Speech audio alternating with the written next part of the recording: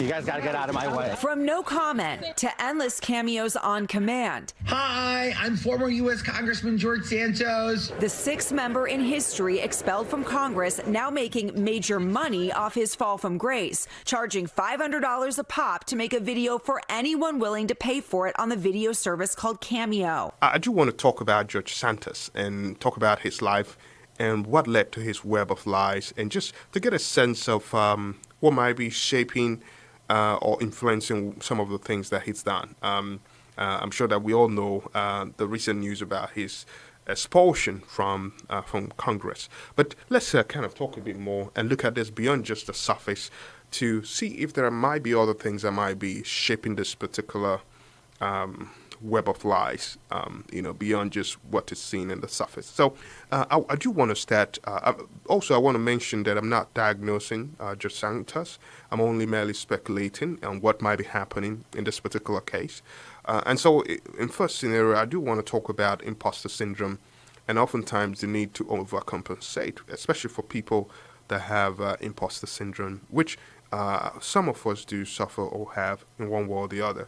But I think one possible explanation for Santos' behavior, it's the psychological phenomena known as imposter syndrome. Now, imposter syndrome is a condition where individuals doubt their accomplishments, and as a result of that, they often fear being exposed as fraud, which of course often would lead to overcompensation. In fact, in Santos' case, this might have manifested in him fabricating impressive job titles and even academic achievements. And so for me, was this a desperate attempt to feel adequate in a highly competitive political landscape? In a world where almost all politician has some accomplishment, some dodgy accomplishment on their CV. And so it's a question that really leads us to ponder the immense pressure to appear successful, and even the lengths that some people, in the case of Judge, the length that they might go to meet these expectations. And so I think maybe there's a sense of imposter syndrome and the need to overcompensate. But also, I want to talk about the snowball effect of deception. Imagine telling a very small fib, right? Then another to support it, and soon you are lost in the labyrinth of lies. In fact, this snowball effect aptly kind of describes Santos' escalating fabrications.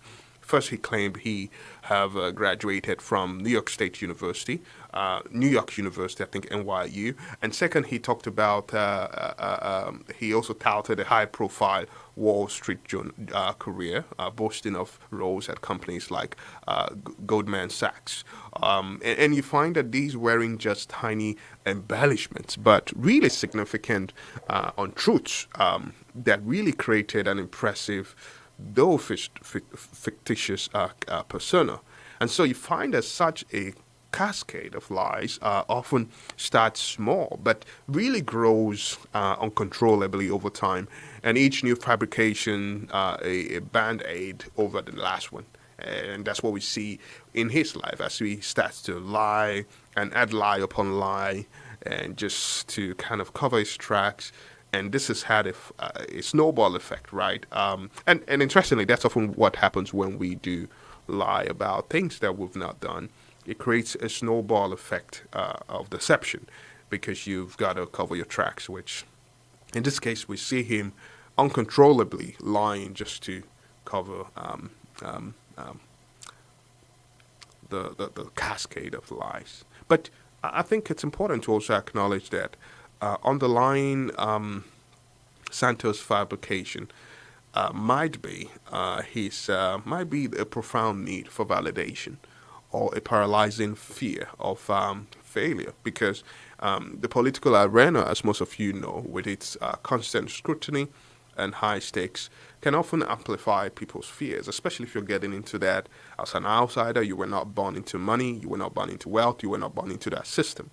Perhaps there was a need for validation, and maybe there was a fear of failure, because under the whole fabrication or fabrications might be a profound need for validation, or a paralyzing fear of failure, because I believe the political arena, with its constant scrutiny and high stakes, can often amplify these fears. In fact, claiming an NYU education or a Wall Street career might have maybe been just about prestige, but also about seeking affirmation. It could also be about proving worth, not just to others, but perhaps to himself.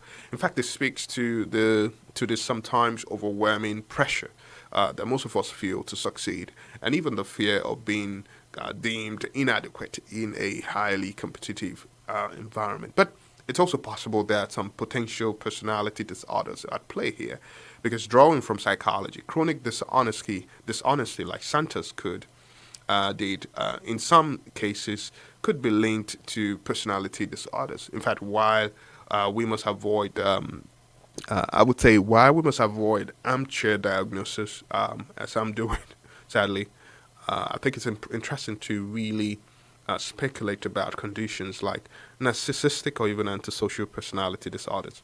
Now, while we must avoid armchair diagnosis, I think it is interesting to speculate about conditions like narcissistic or even antisocial personality disorders. Now, these are often marked by a pattern of extra exaggeration, a lack of empathy, or even a tendency to manipulate. And so we find that Santos hits consistent fabrications, even in the face of contradictory evidence, kind of hints at such traits, though we can't make definite conclusions, of course, without a professional evaluation. But under the surface, or as we look at this, it's also important that we acknowledge the role that the media had played, or the digital media had played, in this sense, in this whole scenario, because it did play dual role in the stories like that of Santos, because you find that on one hand it provided a platform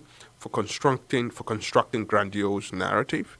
Santos could fabricate attending NYU or working at the Wall Street with a higher chance of initial acceptance in the digital world as we see today in the world. However, the same digital connectivity that gave him those platforms also facilitates fact-checking and even truth verification, which, of course, as we find, led to the quick unraveling of his false claims. Now, this particular era, with its vast information, with its access, kind of proves to sort of be a double-edged sword for those fabricating their histories. And so it's important that you are careful if you're engaging in such kind of practices, because it's only a matter of time, sadly, you'll be found. It's only a matter of time.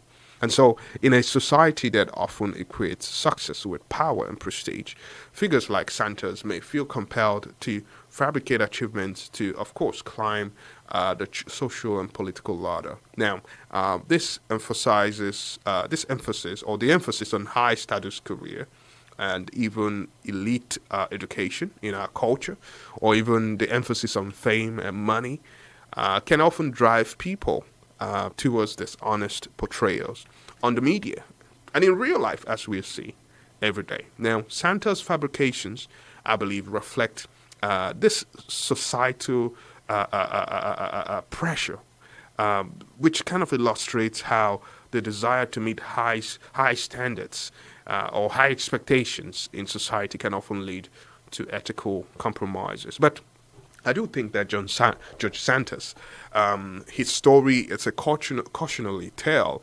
about the interplay of personal psychology, societal expectation, and even the power of technology. In fact, it kind of really highlights the critical need for ethical integrity and even psychological awareness in public life. In fact, his journey from fabrication to exposure really serves as a reminder of the importance of authenticity and even the potential consequences of abandoning authenticity or abandoning living an authentic life. But I think this case also invites us to reflect really on the broader implications for modern society. It challenges us on one hand to consider how to define success and the pressures that we face and the values we uphold in our public figures. In fact, it's a complex narrative or story that speaks volume about the world we live in today.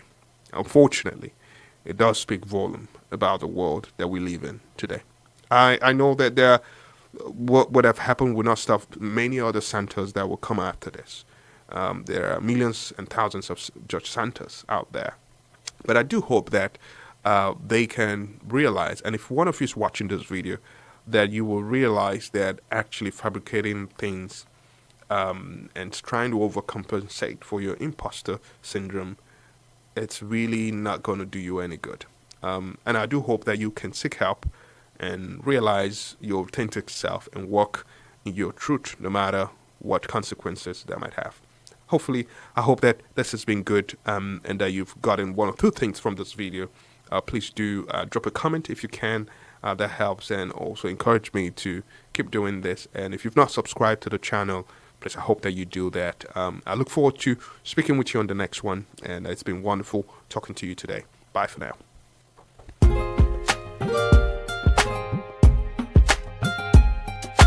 5, 4, 3, 2, 1, 0. All engine running. Liftoff. We have a liftoff. Roger, 0G, and I feel fine. Liftoff and the clock has started. It's one small step